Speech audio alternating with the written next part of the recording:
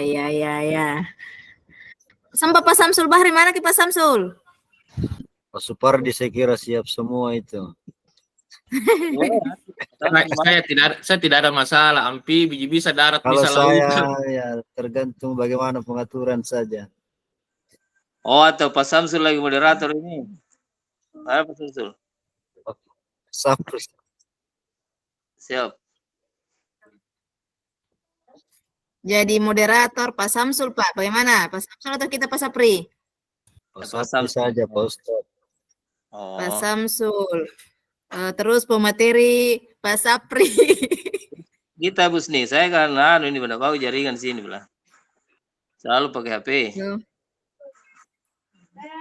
Iya. Insya Allah, Pak. Saya pernah tulen Pak Supardi dengan kita menangkap di. Iya, siap. Oke. Saya dengan Pak Sapri penjawab. Boleh. Siap. Ya, dimulai Pak Samsul untuk supaya besok lagi nuta ini sebagai moderator untuk ini juga. Ya, tapi Pak Samsul mulai sebelumnya Om, Mbak. Oh iya. Nonton gelombang ini. Iya baik ya, terima kasih. Assalamualaikum warahmatullahi wabarakatuh. Waalaikumsalam warahmatullahi wabarakatuh. Iya, jadi sesuai dengan pembagian kelompok ini bahwa kita akan membahas situasi pada kelas SMP. Di sini saya lihat bahwa kasus ini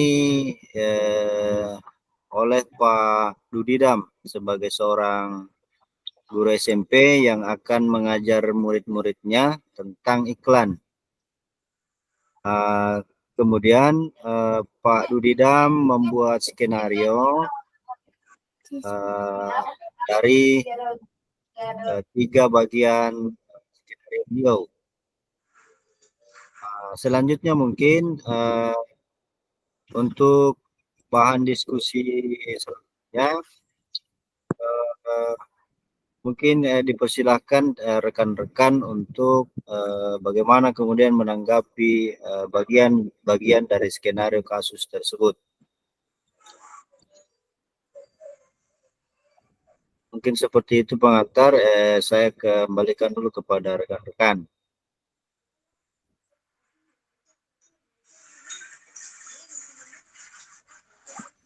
Oh iya, Pak Samsul. Siap. Iya, kan saya lihat di sini di kasusnya ini ada saya lihat pertanyaannya. Iya, betul. Pertanyaannya semua kasus. Yang saya lihat pertanyaannya di situ. Iya. Dari nomor 1 dari skenario pembelajaran yang ditelaah. Apakah kebutuhan belajar murid yang berusaha dipenuhi oleh guru tersebut? Bagaimana cara guru tersebut menentukan kebutuhan belajar muridnya? Tapi mungkin alangkah bagusnya, mungkin lebih baik kita baca dulu kasusnya dulu ini mungkin sama-sama. Iya. Ya kita bisa menjawab dari pertanyaan ini. Kalau kita hanya membaca soal tidak kita tahu, tidak kita baca dulu kasusnya apa mau dijawab tadi. Siapa tahu Ibu Usni sudah membaca, mungkin bisa memberi gambaran seperti apa. Atau begini dulu Pak, saya yang baca. Ya, kami ada mungkin yang baca dulu. Oh iya, saya yang bacakan dulu di. Oh iya, baca Pak Samsul. Iya, kita yang baca Iya, jadi ini kasus yang kemudian akan saya bacakan adalah untuk menemukan jawaban dari 3 pertanyaan seperti yang disebutkan tadi Pak Supardi, termasuk dalamnya bagaimana kita menemukan strategi berdiferensiasi apa yang digunakan Pak Dudidam, kemudian bagaimana Pak Dudidam tersebut melakukan penilaian. Jadi kasus di sini bahwa Pak Dudidam dalam proses pembelajarannya akan membuat sebuah skenario. Yang pertama, pembelajaran Pak Dudidam ini melakukan sebuah diskusi untuk memperkenalkan murid pada topik tentang iklan dengan memberikan pertanyaan pemandu, di antaranya apa yang membedakan iklan dengan bentuk tulisan lain. Kemudian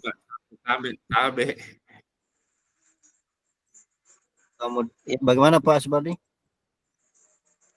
Mungkin begini, mungkin dulu Pak Samsu. Ya. Kang, maksud itu kasus tempe kita baca semua dulu apa kasusnya itu, baru kita screen. Kita dengar lagi Pak Samsu. Putus Pak Subardi. Iya, tapi mungkin bagusnya karena saya juga belum membaca ini kasusnya. Mungkin kita bacakan dulu kasusnya SMP itu dari pertama sampai terakhir. Sudah itu baru kita membahas pertanyaannya itu. Itu saran saya, Pak Sulbar. Karena itu, ya. Bagaimana maksudnya Pak? Ya, putus-putus suara tak? Begini, kan kasus ini di SMP mungkin di teman-teman di sini mungkin belum membaca atau bagaimana kasus di SMP itu. Karena saya juga pribadi ini belum membaca kasus yang di SMP ini. Makanya Tabe tolong, karena kuliah tulisannya itu kecil, kalau bisa dibaca dulu mulai dari pertama sampai terakhir, ada berapa poin itu saya lihat yang saya juga tidak bisa baca. Sudah itu kita baca. Tadi itu Pak. Ya. Saya mulai baca tadi itu. Oh iya, karena saya terlalu minta maaf Pak. Silakan bosku. Iya. Jadi saya ulangi kasusnya seperti ini, bahwa Pak Dudidam, seorang guru SMP, ingin mengajarkan murid-muridnya tentang iklan. Dengan tujuan pembelajaran, murid-murid dapat menangkap makna secara kontekstual terkait fungsi sosial, struktur, dan unsur kebahasaan dari iklan tentang produk dan jasa. Dudidam membuat skenario pembelajaran sebagai berikut. Skenario yang pertama tentang diskusi seluruh kelas. Di awal pembelajaran, Pak Dudidam melakukan diskusi untuk memperkenalkan murid pada topik iklan dengan menggunakan beberapa pertanyaan pemandu. Di antaranya, apakah yang membedakan iklan dengan bentuk tulisan lain? Kemudian, apakah dibutuhkan biaya untuk membuat sebuah iklan? Kemudian skenario kedua, beliau membuat kerja individu atau pasangan ataupun kerja kelompok kecil. Nah, setelahnya Pak Dudidam meminta murid melakukan tugas tulis berbagi dengan pasangan, berbagi dengan pasangan lain. Yang pertama, secara individu, murid akan diminta menulis 3 hingga 5 iklan yang menarik bagi mereka. Yang kedua, mereka lalu berbagi apa yang dituliskan dengan satu teman lain secara berpasangan. Saat berbagi, mereka boleh menambahkan pendapat. Selanjutnya, setiap pasangan kemudian berbagi dengan pasangan lain. Setelah itu, Pak Dudidam melakukan diskusi dengan seluruh kelas. Ia akan menggunakan daftar iklan yang ditulis oleh masing-masing kelompok sebagai contoh, kemudian membahasnya dengan menekankan pada target audiens sasaran, pesan utama, mengapa beberapa iklan lebih efektif daripada yang lain. Selanjutnya Pak Dudidam lalu memperjelas konsep dan istilah periklanan sesuai kebutuhan. Nah, kemudian skenario ketiga, kerja kelompok kecil. Bagian-bagian dari skenario ini, yang pertama, murid akan diminta untuk membentuk kelompok yang terdiri dari 4-5 orang untuk mendiskusikan kelebihan dan kekurangan berbagai jenis iklan. Langkah kedua, setiap kelompok akan diberikan selembar kertas dan bekerja di meja mereka.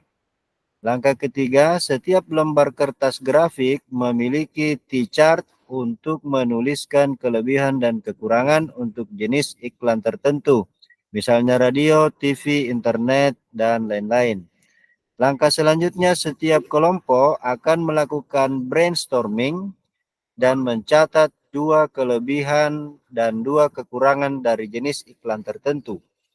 Langkah selanjutnya, dengan menggunakan isyarat yang diberikan guru, setiap kelompok kemudian pindah ke meja kelompok lain. Langkah selanjutnya, mereka membaca masukan yang telah ditulis sebelumnya dan menambahkan 2 kelebihan dan kekurangan lagi. Langkah terakhir dari skenario ketiga ini terus berlanjut demikian sampai setiap kelompok memiliki kesempatan untuk membahas semua jenis iklan. Skenario keempat, Pak Dudidam lalu mengumpulkan kembali murid sebagai satu kelompok besar. Ia lalu memfasilitasi diskusi yang diperlukan untuk memperluas dan atau memperluas pemahaman konsep seperti target audiens, kejelasan pesan, dan penggunaan fitur kebahasaan dan desain seperti pemilihan judul, teks, gambar, dan format. Skenario kelima, Pak Dudidam lalu memberikan tugas individu. Ia membedakan penugasannya sesuai dengan kemampuan murid. Tugas yang harus dikerjakan murid adalah membuat iklan yang secara efektif akan mempromosikan produk dan jasa atau acara sesuai dengan yang dijelaskan dalam skenario yang diberikan. Skenario keenam, Pak Dudidam menetapkan skenario tugas yang berjenjang sesuai dengan pengetahuan dan pemahaman konsep murid-muridnya. Perbedaan skenarionya adalah skenario pertama bersifat lebih konkret dan terstruktur dengan petunjuk langkah demi langkah dan mencakup semua informasi yang diperlukan untuk menyelesaikan tugas. Skenario kedua kurang terstruktur dan lebih terbuka dibanding dengan skenario pertama. Dan skenario ketiga bersifat konseptual dan terbuka dan membutuhkan riset. Skenario ketujuh dari pembelajaran Pak Dudidam mendorong murid untuk memilih lokasi di kelas yang mendukung cara mereka belajar dengan baik. Misalnya, sendirian di tempat yang tenang, dekat dengan teman untuk memudahkan bertanya jika bingung, atau di area ruangan yang lebih ramai bersama murid-murid lain yang memungkinkan mereka untuk saling berbagi ide. Ya, jadi seperti itu uraian kasusnya, Bapak Ibu. Mungkin saya kembalikan dulu kepada rekan-rekan. Ya, silakan.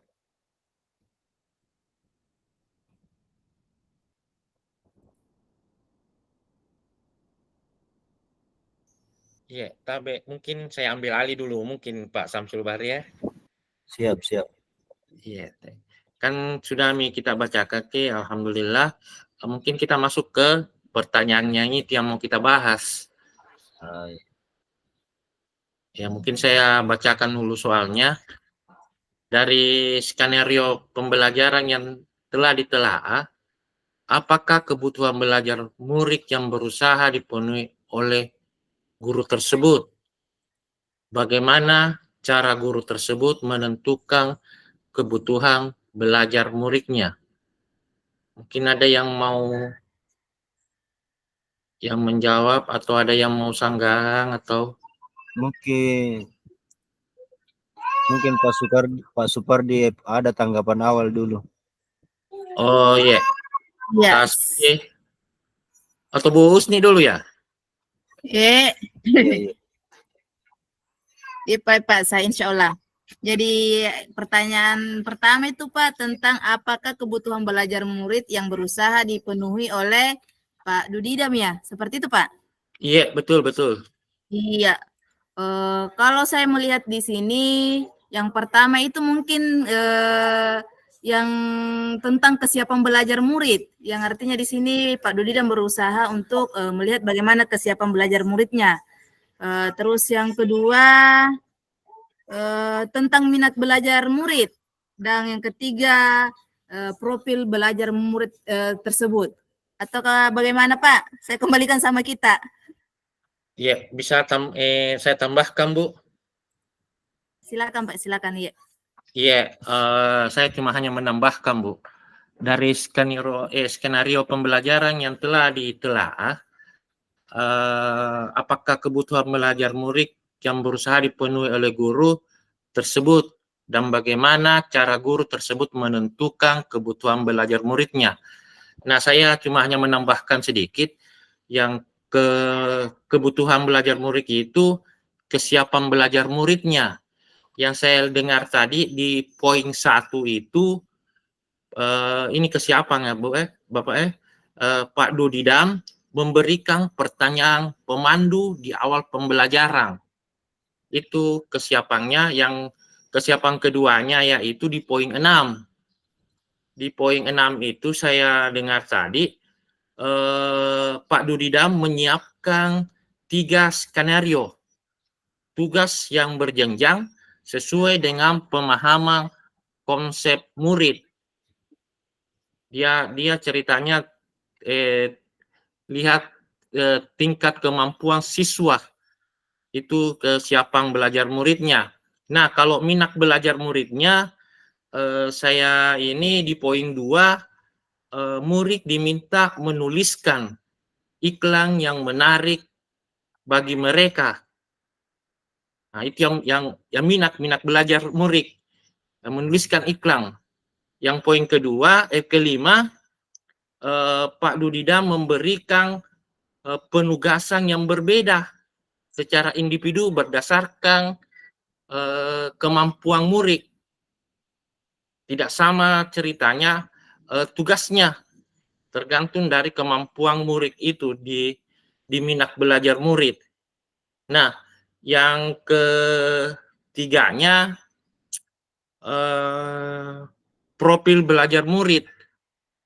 Itu saya lihat di poin 2, kan ada saya lihat poin-poin di situ. Pak Dudidam mendorong murid untuk memilih lokasi di kelas yang mendukung cara mereka belajar dengan baik. Itu ada 3 kebutuhan kesiapan belajar murid, minat belajar murid, dan profil belajar murid. Itu kalau saya, Bu, atau Bapak.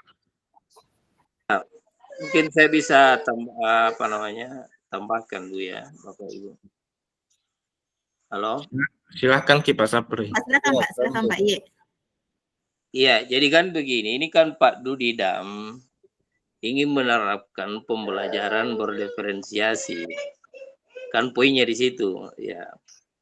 Pembelajaran berdiferensiasi karena murid yang dihadapi ini kan beragam. Ya.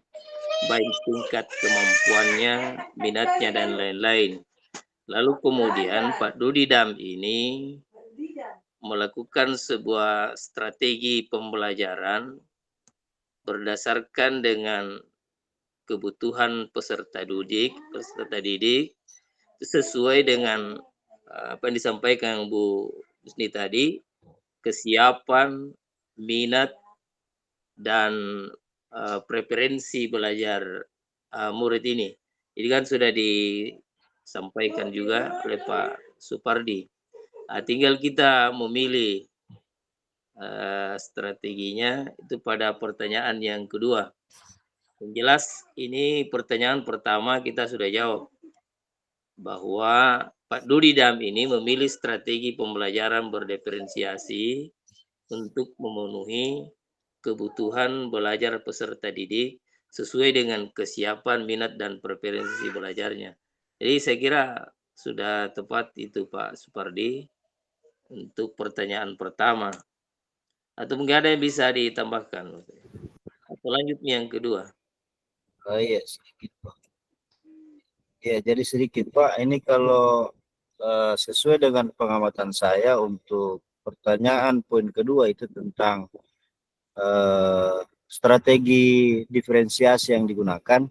Kalau saya memperhatikan, menurut pemahaman saya dari uraian skenario pembelajaran ini, bahwa pembelajaran dilakukan itu dengan adanya kelompok kecil. Kemudian Pak Dudida memfasilitasi anak itu dengan mempersilahkan memilih tempat di mana area mereka akan mengerjakan tugas ataupun memperdalam materi. Sehingga saya berpendapat bahwa diferensiasi yang digunakan di sini adalah merupakan jenis diferensiasi proses, karena terdapat beberapa proses yang berbeda dengan melihat bahwa siswanya memiliki keragaman kesiapan belajar. Jadi menurut saya bahwa diferensiasi yang digunakan adalah berjenis diferensiasi proses. Untuk pendapat saya untuk sementara mungkin seperti itu Pak Du. Sedikit saya tambahkan, mungkin Pak Samsul Bare. Siap. Iya, ini kan pertanyaan kedua mengenai strategi pembelajaran berdiferensiasi apa yang digunakan. Kalau saya pribadi, yang digunakan ini ada 3.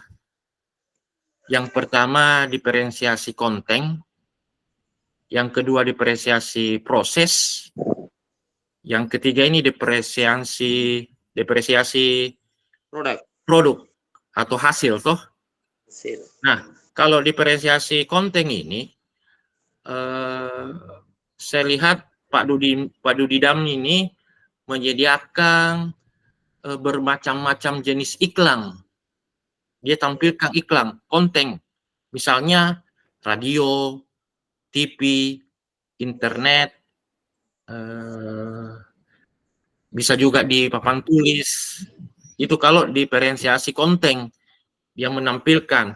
Nah, kalau di diferensiasi proses itu Pak Dudidam meminta murid untuk menuliskan 3 sampai 5 iklan yang menarik bagi mereka, atau mengadakan kegiatan pembelajaran baik yang bersifat individu, berpasangan, maupun dalam kelompok kecil, dalam kegiatan tulis berbagi dengan pasangan, berbagi dengan pasangan lain, dan kerja kelompok kecil, membedakan tugas individu sesuai dengan kemampuan murid. Itu di prosesnya. Dia berkolaborasi dengan kelompoknya sendiri, dengan kelompok lain. Itu diferensiasi proses. Kalau diferensiasi produk atau hasil, Pak Dudi membedakan penugasannya sesuai dengan kemampuan murid, seperti membuat iklan yang secara efektif, akan mempromosikan produk atau jasa sesuai dengan yang dijelaskan dalam skenario yang diberikan, yang ditentukan oleh guru. Mungkin yang begitu pendapat saya. Ada 3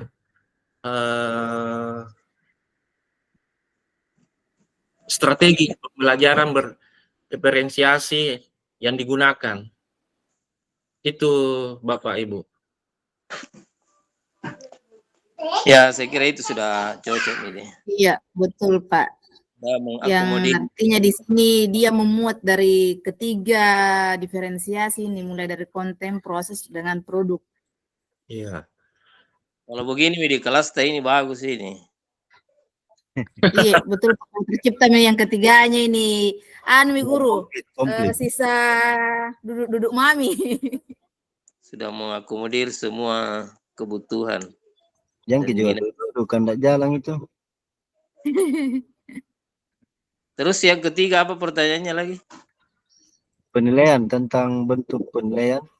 Bagaimana bagaimana guru harus melakukan penilaian? Ini kan ada Didam. Pak Didam ini kan membagi kelompok diskusi.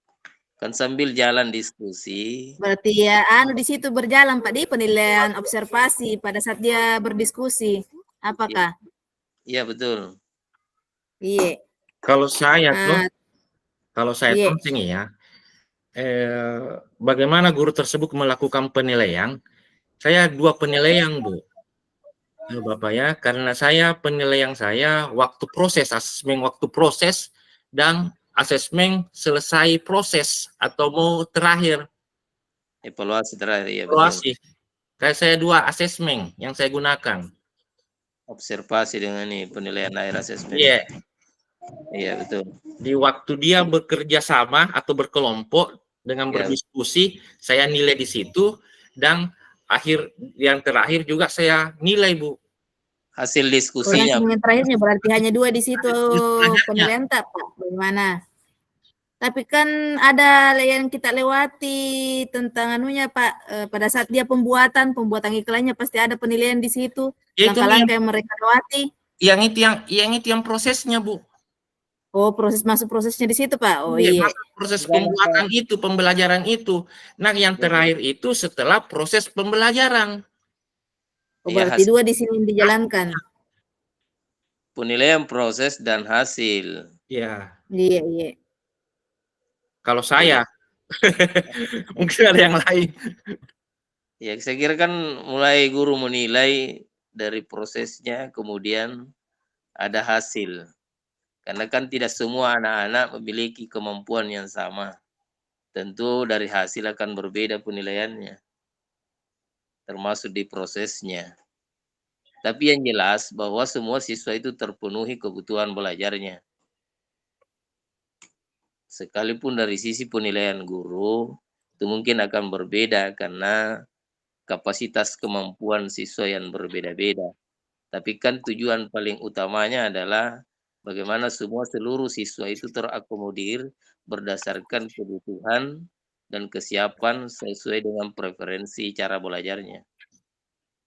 Mungkin sedikit mungkin Pak toh, Bu. Iya. Iya, asesmen yang saya lakukan itu di dalam proses penilaian yang dilakukan selama pembelajaran, yaitu melalui kegiatan individu dan kelompok, kemudian dilanjutkan dengan kegiatan diskusi atau serta umpan balik dari Pak Guru atau Pak Dudidam.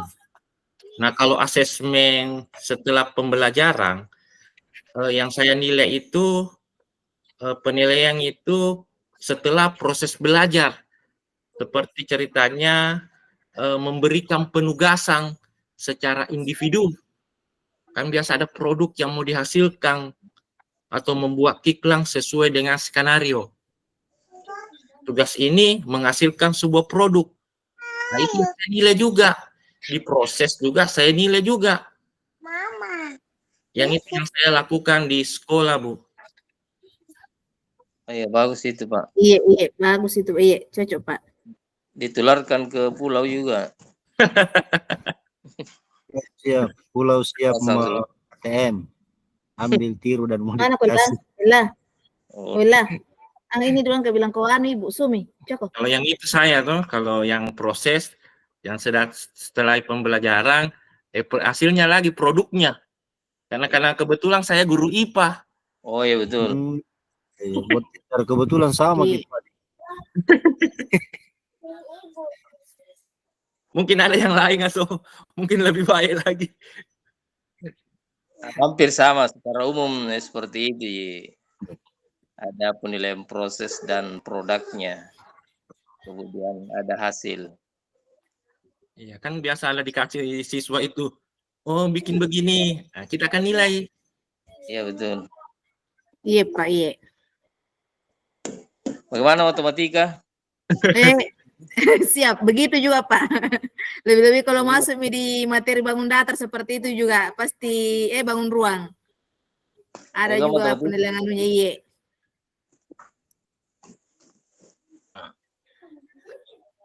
Terus kesimpulannya ini Bapak Ibu? Jadi kesimpulannya itu saya Siapa yang membuat ini anunya? Busni kan dia tuh lebih muda Bus tuh. kayak itu yang Iya, iya. bagian-bagian Cocok aja Pak, cocok ya. Kita ini Insya Allah. Ibu berubah. Busni hebat.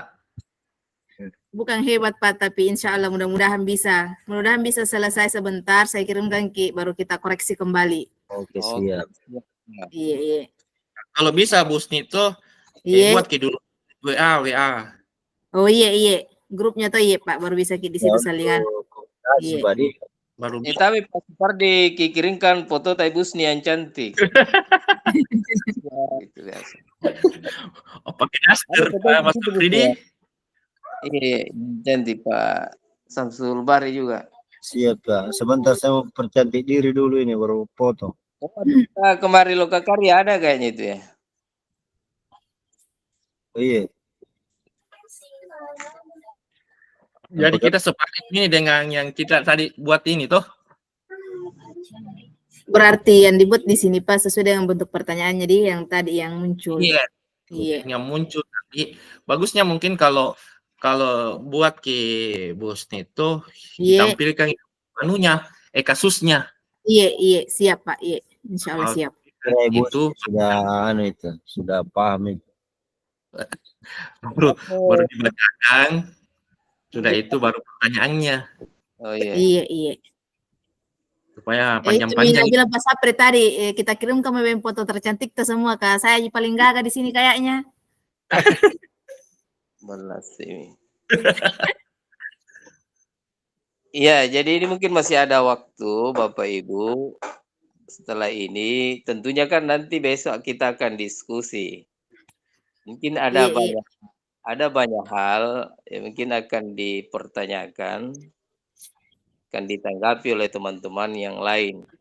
Dan mungkin bisa kita diskusikan sekarang karena siapa tahu sebentar malam kita sibuk dengan pekerjaan masing-masing. Bisa memunculkan beberapa pertanyaan terkait dengan materi ini lalu kemudian kita coba-coba jawab satu di Iya. antara kita. Nah, Pak Supardi pertanyaan. Sebenarnya Pak, kalau ada pertanyaanku dulu Pak. Ya. Apa Coba nih. sebenarnya yang membedakan itu pembelajaran berdiferensiasi dengan dengan model pembelajaran yang lain? Apa yang lebih meyakinkan kita? Tahu maksudku ini pembelajaran apa kelebihannya sebenarnya di pembelajaran berdiferensiasi yang akan kita lakukan sebenarnya kita akan terapkan di kelas? Ya, sebagaimana kita ketahui itu apa itu berdiferensiasi itu. Iya. Itu kan strategi pembelajaran yang dilakukan oleh guru untuk mengakomodir keberagaman kebutuhan siswa berdasarkan minatnya. Kan selama ini pembelajaran yang kita lakukan itu homogen. Kita samakan semua kemampuannya. Baik tidak ada pengelompokan berdasarkan dengan minat dan kemampuan siswa. Kadang-kadang kita kelompokkan anak itu berdasarkan absennya tanpa melihat kemampuan dan kebutuhan peserta didik. Itu saja yang membedakan. Saya tidak tahu kalau di sekolah Bapak Ibu selama ini mengelompokkan anak itu berdasarkan biasanya kan kita juga berdasarkan dengan domisilinya supaya mudah dia kerja kelompok. Biasanya terapkan juga begitu. Misalnya kelompok 1 yang bertetangga supaya ketika ada penugasan dia bisa diskusi kelompok dengan lebih mudah. Itu kan yang biasanya kita lakukan format itu. Ya, jarang kita melakukan karena ini kan prosesnya memang agak berbeda karena harus melakukan asesmen diagnosis dari awal. Dari pembelajaran sebelumnya kan tidak pernah dilakukan itu tes diagnosis untuk mengetahui kemampuan dasar siswa. Oke, bisa saya tambahkan? Bukan berdasarkan minatnya. Ya, silahkan Pak Supardi. Pak Iya, Supardi. silakan Pak. Iya, kalau saya tonseng ya toh, pembelajaran berdiferensiasi dengan pembelajaran yang lain.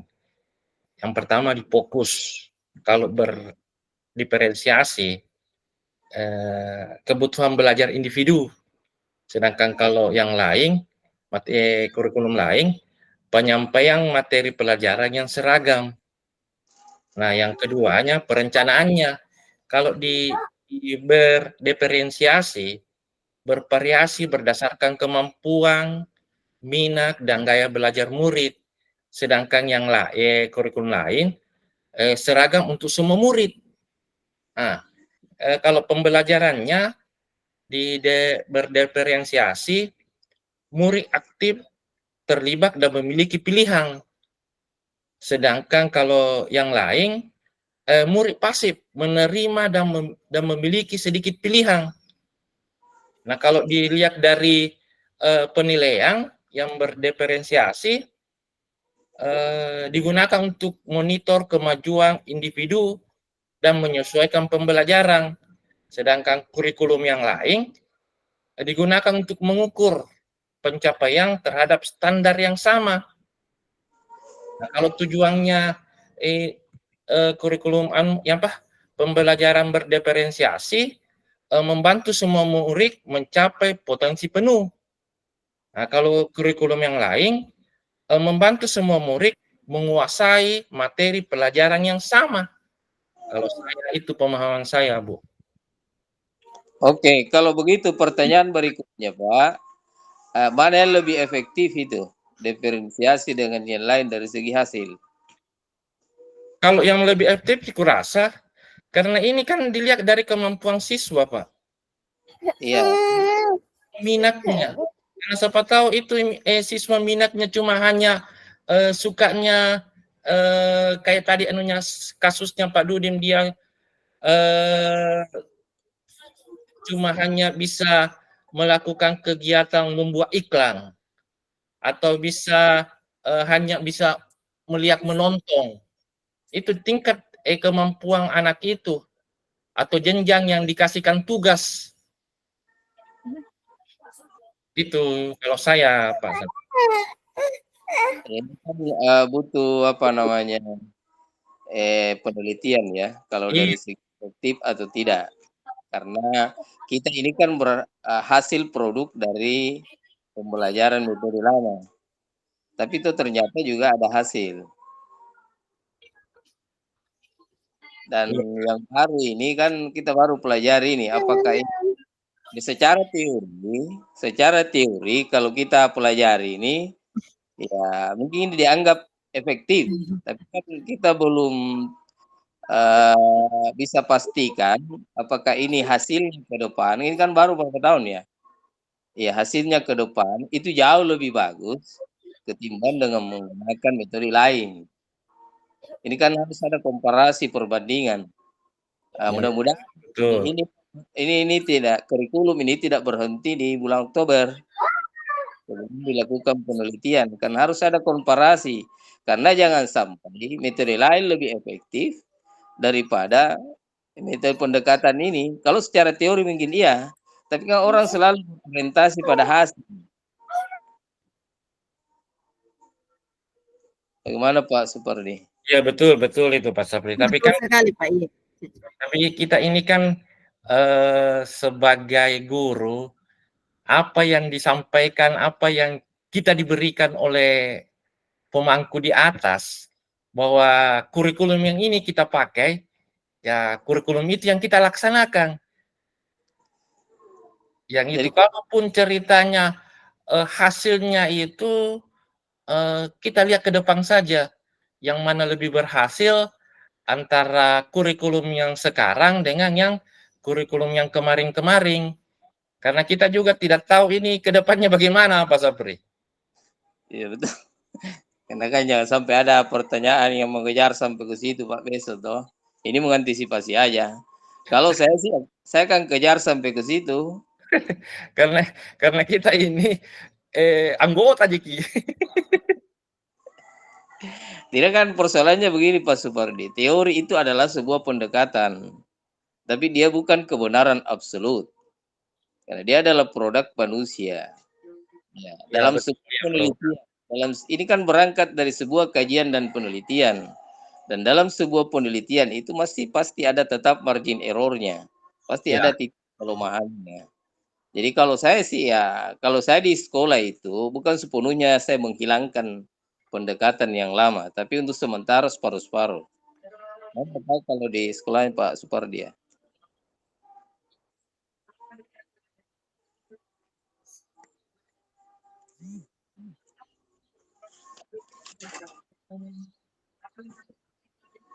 Ya bisa dilanjut pertanyaan lain mungkin yang bisa muncul Bapak Ibu.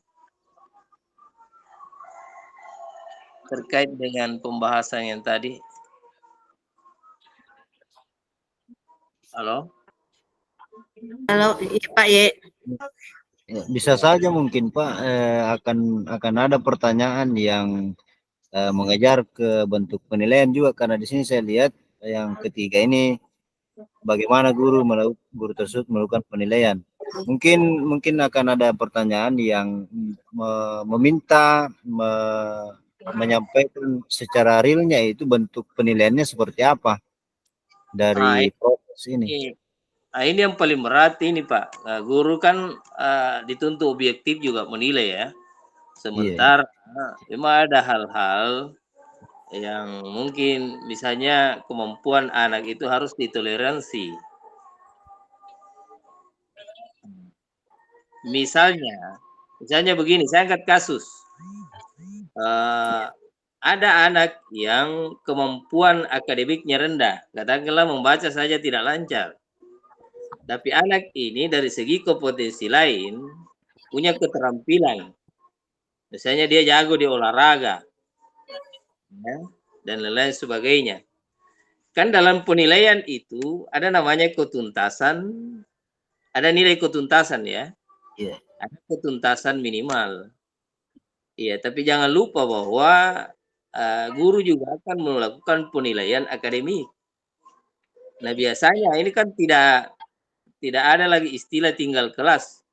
Bagaimana memberikan ketuntasan nilai ketuntasan bagi siswa, misalnya ada yang tidak tahu membaca, tapi punya keterampilan lain. Iya betul Pak. Iya, betul juga Pak. Kalau saya pribadi, Ya. Kalau saya pribadi, Pak, saya jalankan di sini penilaian saya. Kalau misalnya di dalam kelas saya, yang namanya juga pembelajaran matematika, kan tidak semua anak-anak itu mampu mendalami yang namanya pembelajaran matematika. Mungkin bisa dihitung jari yang memang tertarik untuk belajar matematika. Kalau saya yang saya jalankan di sini, saya menyeimbangkan antara kehadiran mereka, yang artinya pada saat mereka memang kehadirannya full, yang artinya kan ada usaha mereka yang bisa kita nilai. Meskipun mereka memiliki pengetahuan yang tidak sesuai dengan apa yang kita harapkan, karena yang namanya juga pengetahuan murid itu tidak bisa kita paksakan. Jadi saya menyeimbangkan di sini bagaimana cara saya menilai dari usaha mereka untuk tetap datang di sekolah tetap datang di sekolah setiap hari, seperti itu kalau saya Pak pribadi. Jadi yang penting rajin sudah bisa naik kelas Bu. Kan yang namanya kalau kita tingkat SMP kan tidak ada yang namanya tinggal kelas ya, makanya kita berusaha bagaimana murid di sini dulu dimotivasi untuk rajin ke sekolah. Kalau memang sudah mereka termotivasi untuk rajin datang di sekolah, berarti memang mereka sudah sadar bahwa pendidikan itu sangat penting buat mereka, meskipun mereka memiliki pengetahuan yang kurang, karena kita tidak bisa juga tuntut Pak anak-anak itu harus pintar, harus mampu. Minimal tumbuh motivasi dirinya Bu ya. Ya. Minimal tumbuh motivasi dirinya. Iya, yang jelas ada dulu motivasi dirinya untuk sadar bahwa mereka ke sekolah itu sangat penting. Karena kalau misalnya tidak ke sekolah biar Tom pintar, kalau kalau dia malas ke sekolah, apa yang kita bisa nilai seperti itu kalau saya pribadi.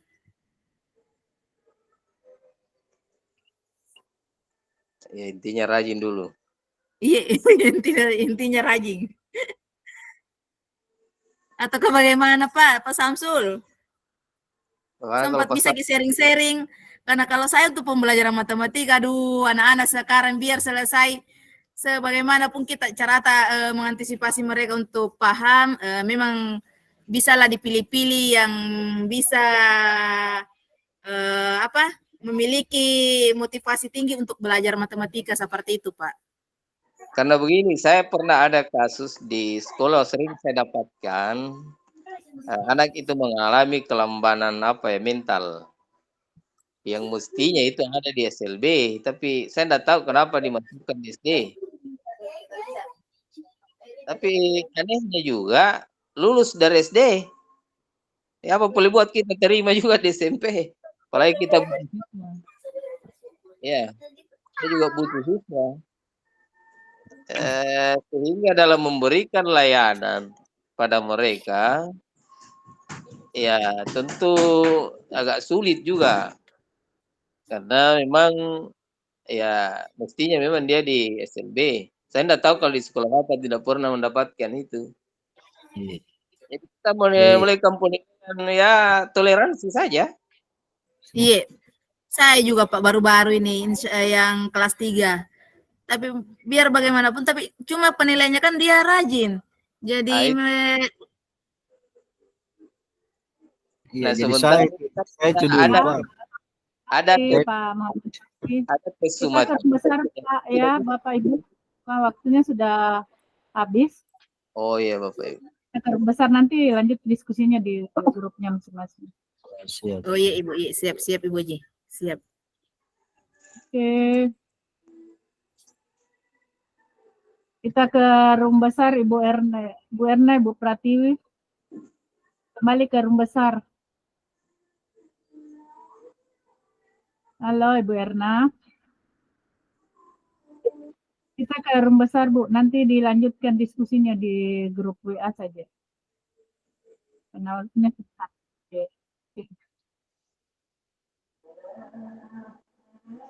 Oke, baik.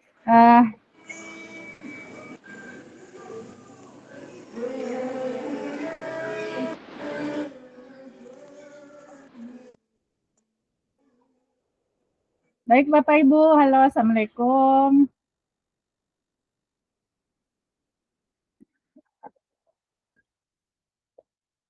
Mohon maaf ya Bapak Ibu karena kita dibatasi dengan waktu, tapi saya pastikan pasti masih ada waktu berdiskusi dengan anggota kelompok ya sebentar malam di grup atau besok pagi ya. Ini kita dibatasi oleh waktu. Bapak Ibu, sebelum kita mengakhiri kegiatan kita ini, mungkin ada yang bisa memberikan refleksi terkait dengan pembelajaran kita sisi pertama ini. Ibu Jumria, silakan Ibu Jum. Ibu Jum baru bergabung. Apa masalahnya, apa kendalanya Ibu Jumria? Halo. Oke, yang lain mungkin ada yang bisa memberikan refleksi sedikit terkait dengan aktivitas kita hari ini.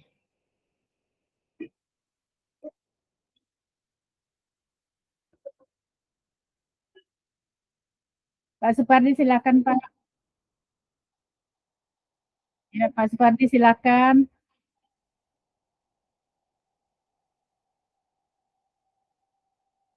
Halo Pak Supardi. Ya.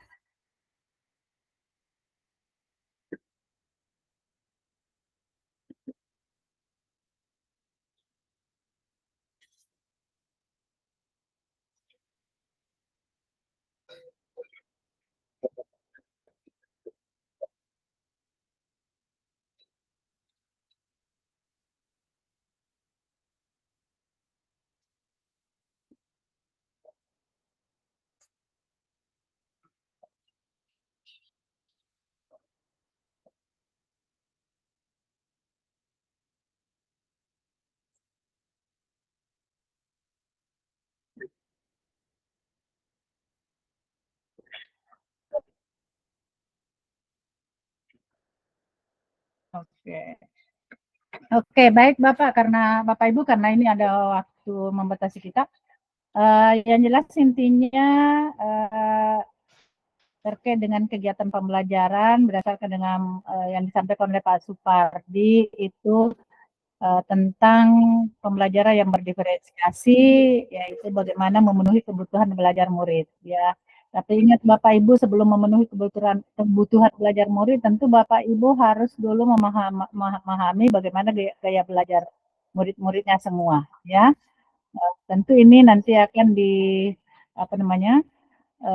akan lebih baik jika ketika guru sebelum melakukan kegiatan pembelajaran harus memahami dulu kondisi awal dari murid-muridnya, seperti apa gaya belajarnya, seperti apa kebutuhan belajar murid-muridnya.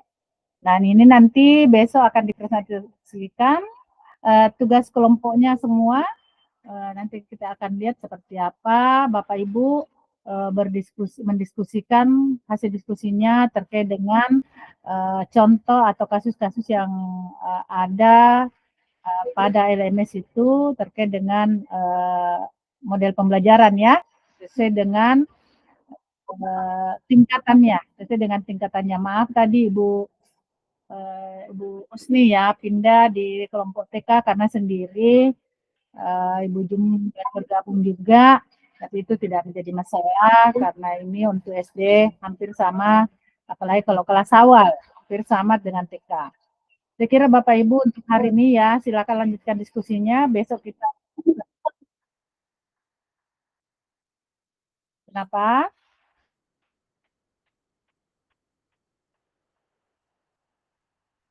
Ya Ibu, enggak, siapa tadi yang pindah ya? Ibu, maaf ya, maaf Ibu Pratiwi, Ibu Pratiwi yang tadi pindah karena ada 4 guru SMP, ada 4 guru SD, kemudian 2 guru TK. Jadi untuk membantu di kelompok TK mungkin bisa diambil dari guru dari SD. Saya kira seperti itu Bapak Ibu ya. Oke, baik Bapak Ibu silakan istirahat, nanti ketemu besok seperti biasa. Kita melakukan presentasi kelompok. Mungkin kita bijaksana untuk kelompok 3 ya, karena tadi anggotanya berkurang.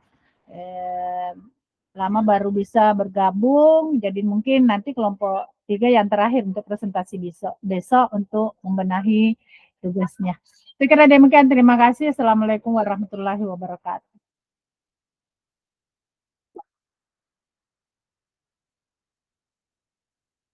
Kan istirahat Bapak.